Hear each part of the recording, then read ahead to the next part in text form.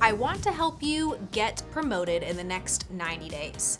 My name is Natalie Dawson. I'm responsible for over 300 employees, and I have helped business owners across the country hire, fire, train tens of thousands of employees. So I know a lot as it relates to team members who want to get promoted, who want to see what their path is, and might not exactly know the right way to go about asking for it. They might not know how to go about doing what it takes in order to make that happen. And I want to just unveil what the best process would be if you're reporting to me to actually get the promotion that you're looking for. So I recognize that right now it's the beginning of the year and most performance review cycles might have just passed, and maybe you didn't get the promotion you're looking for and you aren't clear still as to why you didn't get it and what you need to do specifically in order to have that happen in the next 90 days. The first place I would start is sitting down with your manager in a short meeting. Don't even schedule it for 30 minutes. This is a 15-minute meeting. If you are unclear and you are saying, over the next 90 days, I would like to understand what it would take, what you would need to see from me in order for me to get a promotion.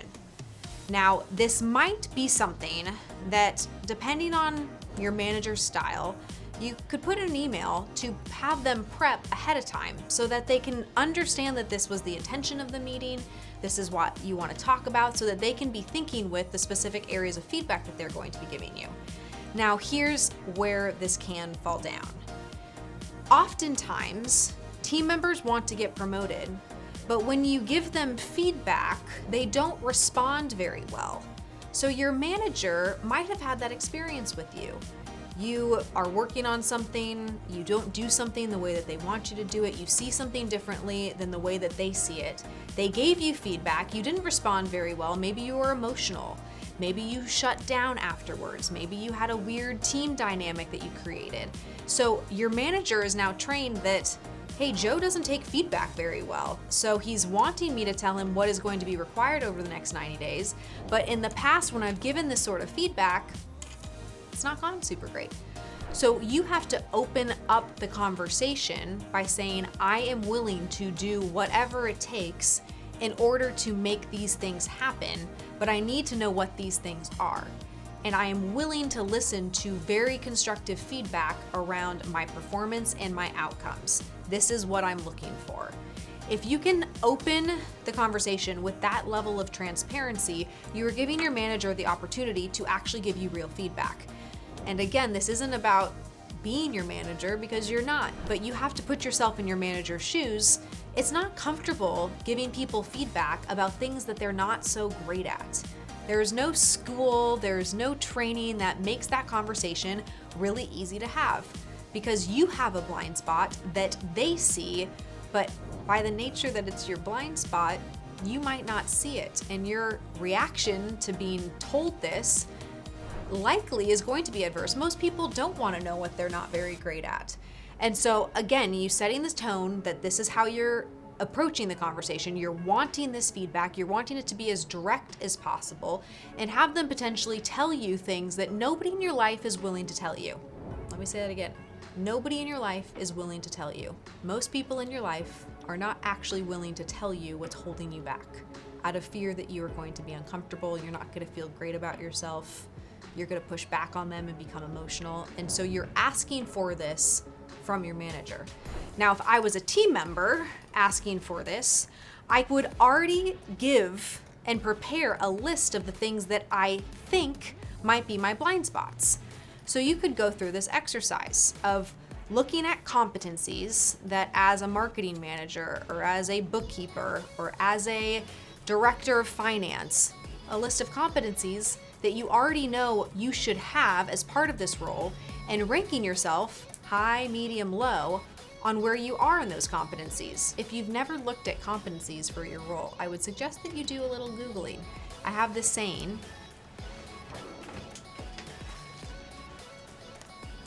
it's called Google that shit. And what this means is, if I don't know what the competencies are for a bookkeeper, instead of just being a victim by the fact that I don't know, I'm gonna Google, competencies for a remarkable bookkeeper, and I'm gonna see what comes up. And then I'm gonna list out those things, rank myself according to those things, so I have those prepared, so I'm opening up the floor for this feedback so that my manager can understand, am I on track or am I off track? Do I see the blind spots, or are these really blind spots because I don't see? Maybe I'm ranking myself really high on being an inspirational leader, and the fact is I'm more a bull in a china shop, and people have a hard time being open with me because I'm not very inspirational. So you doing the legwork ahead of time to prepare a list of where you see areas of opportunity being, and the most important part, this is the finale of what you have to focus on, and you cannot miss this. What are the specific outcomes that you are committed to achieving, that you're proposing over the next 90 days that drive revenue and profit for the organization? Most people do not think like this. They think about getting a promotion as I deserve this, I work these hours, I'm committed, and they don't tie it to what is the outcome. If I'm a videographer, what is the outcome of the video?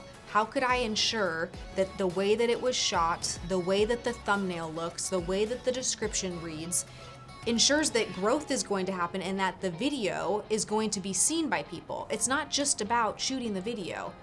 If I'm a bookkeeper, it's not just about ensuring that the books are completed. Are they completed with accuracy, with timeliness, but also pointing out areas where growth can take place and where expenses could be cut? Notice, expenses could be cut would be profitability. Growth can take place. As a bookkeeper, where am I looking at revenue opportunities? Hey, I see that through this target that we had, we're off on this. How can the sales team be proactively getting in front of this? Because if we don't get in front of this over the next couple of months, over the next 3 quarters, we're gonna struggle. You tying yourself to revenue and profit in every single thing that you do and making a measurement around that gives your manager the confidence that you are actually increasing the value of your function. You're paying attention to the things that they want you to pay attention to. Never forget that revenue and profit and a tangible outcome will always be the key to your success. It's not always just about competencies. Most of the time, it's not about competencies. And yet, as team members, you oftentimes focus too much on, oh, I'm a better leader and I'm working on these soft skills. But what about the results? Because you cannot deny results. This is why it's so easy to compensate salespeople. They either sold something or they didn't. And as business functions go, it can be difficult to really think about and attribute revenue and profitability growth with the specific function.